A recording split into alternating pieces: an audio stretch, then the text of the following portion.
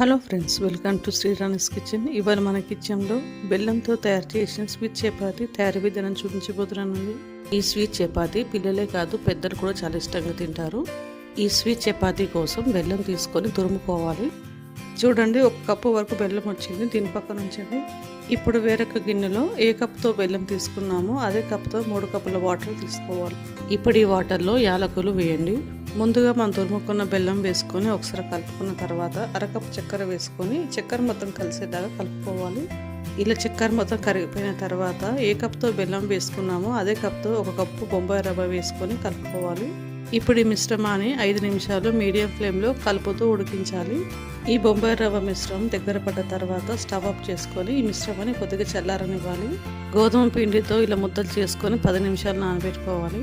ఇప్పుడు చల్లగా అయిన బొంబాయి రవ్వ మిశ్రమాన్ని ఒకసారి బాగా కలుపుకొని చిన్న ఉండలుగా చేసుకోవాలి. చూడండి, ఈ విధంగా చేసుకున్న తర్వాత 10 నిమిషాల ముందు నానబెట్టిన గోధుమ పిండిని తీసుకొని కొద్దిగా పొడి పిండి చల్లుకొని చిన్న చపాతీలాగా చేసుకోవాలి. ఇలా చేసుకునే ఈ చపాతీని ముందుగా మనం తయారు చేసుకున్న రవ్వ మిశ్రమాన్ని ఈ చపాతీలో అమర్చుకొని అంచులకున్న పిండి మిశ్రమాన్ని దగ్గరికి చేసుకొని రవ్వ మిశ్రమాన్ని కనపడకుండా మొత్తం సీల్ చేయాలి. ఇలా తయారు చేసుకున్న తర్వాత కొద్దిగా పొడిపిండి వేసుకొని చపాతీని చేసుకోవాలి. చపాతీని చేసుకునేటప్పుడు రవ్వ మిశ్రమం బయటపడకుండా మెల్లగా ఒత్తుకుంటూ చపాతీని చేసుకోవాలి. చూడండి, చపాతీ తయారైంది కదా, 1/2 ఇంచ్ మందం చపాతీ ఉంటే సరిపోతుంది. ఇప్పుడు రెండోసారి చపాతీ తయారీ విధానం చూపిస్తున్నాను. ఇలా చేతితో చపాతీ చేసుకొని రవ్వ మిశ్రమాన్ని అమర్చుకొని అంచులతో రవ్వ మిశ్రమాన్ని మొత్తం సీల్ చేసుకోవాలి. రవ్వ మిశ్రమాన్ని మొత్తం కనపడకుండా సీల్ చేసుకున్న తర్వాత కొద్దిగా పొడిపిండి చల్లుకొని చపాతీ చేసుకోవాలి. ఇలా అన్ని చపాతీలు తయారు చేసుకొని పక్కన ఉంచాలి. ఇప్పుడు వేడిగా ఉన్న పెనం పైన చపాతీ వేసుకొని ఆయిల్ అప్లై చేసుకోవాలి. ఈ చపాతీలు మీడియం ఫ్లేమ్లో కాల్చుకోవాలి. ఒకవైపు చపాతీ ఫ్రై అయిన తర్వాత ఇంకోవైపు తిప్పి చపాతీకి ఆయిల్ అప్లై చేయాలి.